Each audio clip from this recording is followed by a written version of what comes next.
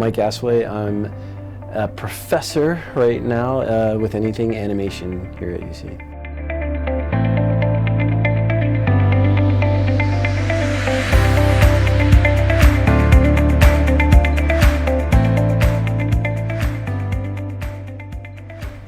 Well, I went here back in the late 90s, the 80s and 90s, a long time ago. And I went for about 4 years architecture before I dropped out and went away. And I was still here at UC. I had decided that architecture was not what I wanted to do.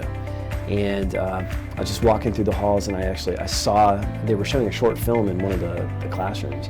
And I just kind of walked in. It wasn't part of the class. And I just walked in and I sat and I watched and I went, I want to do that. You know, it's just weird, it just kind of hit me. And so from there, I ran up to the library and I found Animation Magazine. And first I was like, there's an animation magazine, seriously? I was flipping through it and it actually, so this is a sign, I think. It said, best schools in animation. I was like, are you serious? I'm like really looking to see where I can go and it says best schools in animation. And so I found one in Minneapolis. And so I went all the way to Minneapolis. I left here, I left my friends, she ended up being my wife. But I left her, I left everybody, and went to Minneapolis, Minnesota. Some things when I was really learning animation, I would go to places like if I were at the airport, I would just stare and watch people walk. You know, sometimes I got some dirty looks because of it, because they're like, what are you looking at? I'm like, oh wow, look at her hips. Not that way. You know, I'm trying to see how they actually move, you know, that kind of thing. You know, so I think observation is probably the biggest. I was at Disney for a while, working at the theme parks. I worked at Naughty Dog, working on Jak and Daxter, a video game.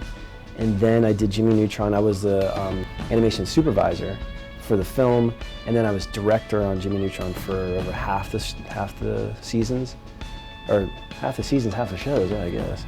And then I was on Back at the Barnyard, where I was supervising director. And then I was supervising director and co-producer on Planet Sheen. I really loved working on Neutron because it felt like a family and it didn't feel like going to work every day. I mean, there wasn't a single day that I didn't want to go to work. You know, I woke up and said, I can't wait to do this. I think a lot of it was learning on the job, you know, that kind of stuff, because I actually instilled that a lot of my students, is that no one's going to give you anything. It's never going to happen. You know, if you sit back and just say, well, just because I show up to class means that I'm going to get an A, or I'm going to do this, or I'm going to get a job, that's never going to happen.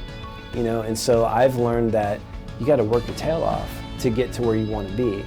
And like for instance, when I first got into animation, I said, I want to be an animator. I said, I want to do whatever it takes. I mean, all my books and everything here, I mean, I went through everything.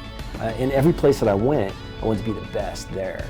You know, so I would learn as much as I could. Like even when I started directing, I had no idea what I was doing. And so, you know, I wanted to be the best that I could. And I think that's probably the biggest thing. The animation program at UC has really changed a lot, because when I was here, there wasn't one here. There was some classes in the School of Art, and then the Digital Media Collaborative had just began. So I really kind of helped push it and move it, and now it's really growing. We teach animation at UC through Maya for our main software. It's the industry standard, so all the major studios use it. And I think it's because of ease of use right now. It's been around for 20 years. And so it's something that, to me, it feels like a pencil. You know, it's like it's so easy to use, I can fly through it, and I think that most animators now can. And I think it's just like an extension of them. Throughout my career, I've hired a bunch of animators. So I look for someone that can get some good emotion out of a character, who is a good actor. Doesn't have to be in front of the camera, is behind the camera, really. And someone that has a sense of humor. We go in our third class here, this is mostly acting. You know, so what you do is you take a line of audio and then you have to animate to that. And the first thing that I have everyone do is, okay, well, that's great that you have audio, but who's your character? And so for the first couple weeks, all we do is we talk about what are some words that can describe your character. Not tall or short, but is he solemn? Is he melancholy? Is he upbeat? Is he shy? You know, those kind of things. And so you start to see their traits.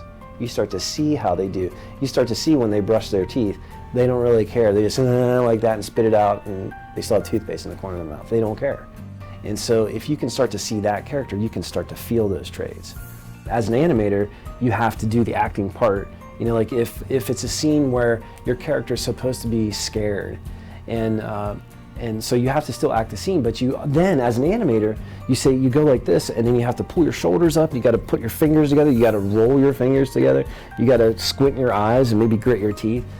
So I think that that's a little bit harder than just for an actor.